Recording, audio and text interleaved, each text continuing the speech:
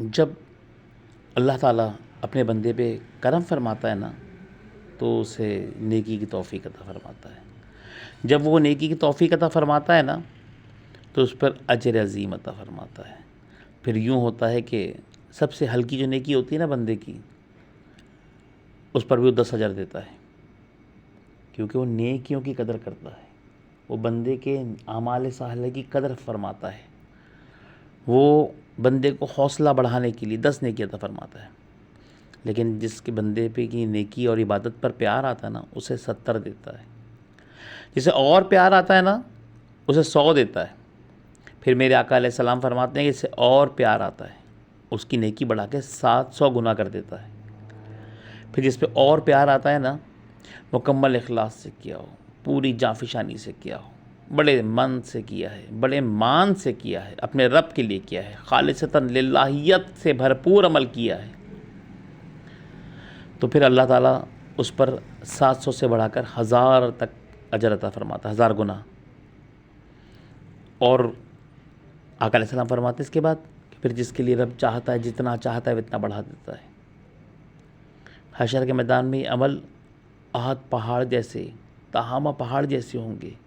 یہ بڑے بڑے پہاڑ ہیں، اتنے بڑے پہاڑ ہو جائیں گے، اور بندہ حیران ہوگا مالک میں نے یہ نیکی کب کی؟ کہا نیکی تو نے وہ چھوٹی سی کی تھی، بیج جیسی، لیکن اس نیکی نے زمین کو پھاڑ کے باہر نکل آئی، اور یہ پوری جو پہاڑ ہے یہ اس نیکی کا ثمر ہے۔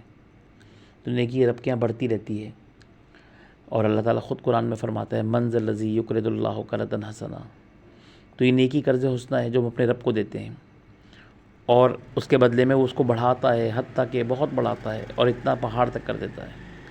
لیکن اس کے باوجود بھی کسی بھی بدنی عبادت یا مالی عبادت پر اللہ تعالیٰ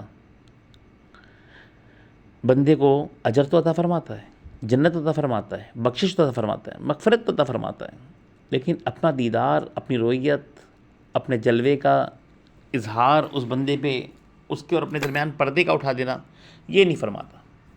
یہ کسی بھی عمل میں نہیں ہوتا سوائے ایک روزے کے۔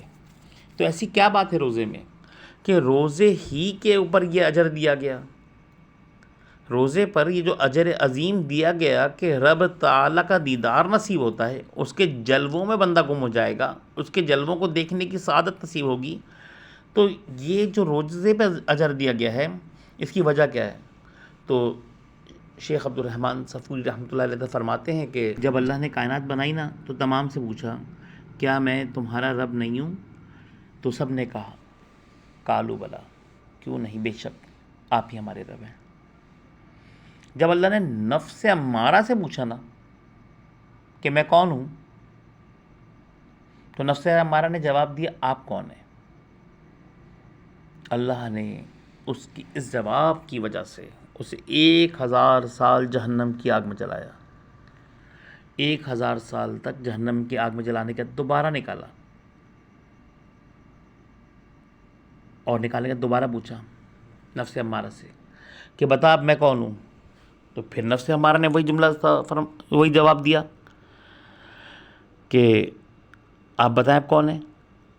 جب نفس امارہ نے دوبارہ کیا تو اللہ تعالیٰ نے پھر 1000 سال اسے جہنم کی آگ میں ڈالا، پھر نکالا، پھر پوچھا بتا میں کون ہوں؟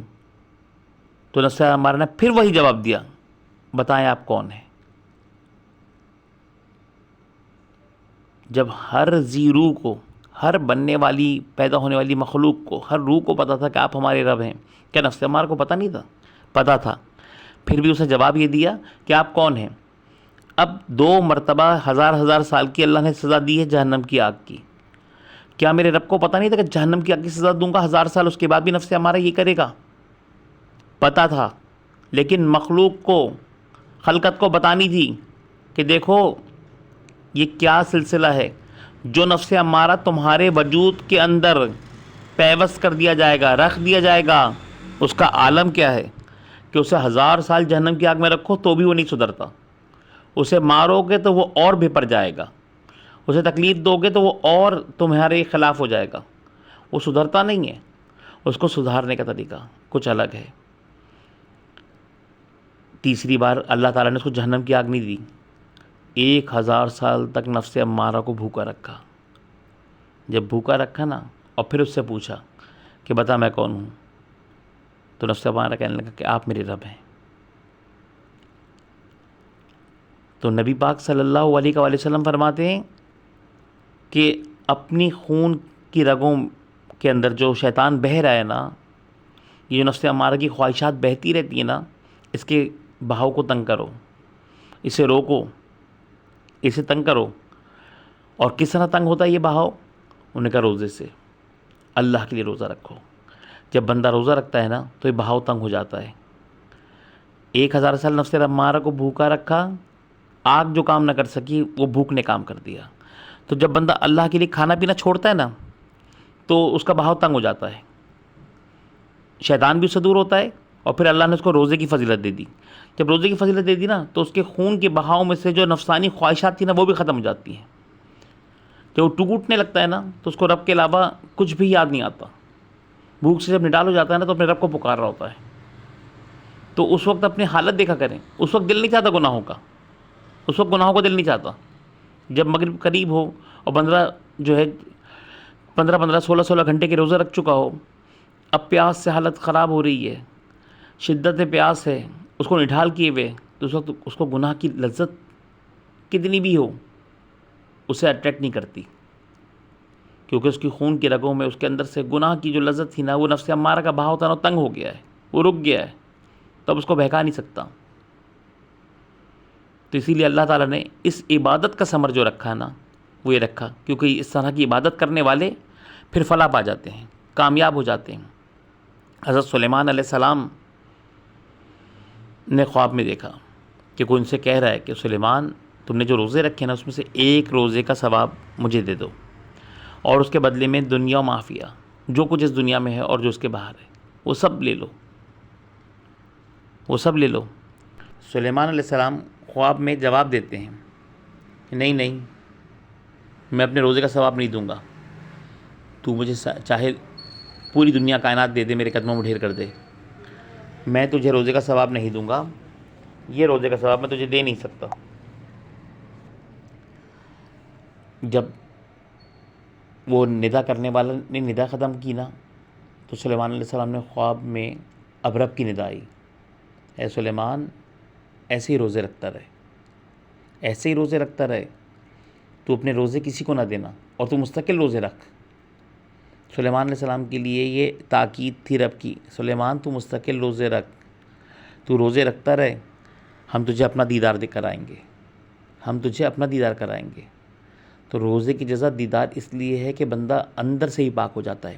آپ جو کوئی عبادت کرتے ہیں نا تو صرف باہر سے پاک ہوتے ہیں, لیکن روزہ ایسی عبادت ہے نا جو اندر سے پاک کر دیتی ہے, خواہشات نفسانی کو مار دیتی ہے, شیطان سے دور کر دیتی ہے, بندے کو ہر طرح سے بچا لیتی ہے, ڈھال ہے, اور مکمل طور پہ پروٹیکشن دیتی ہے.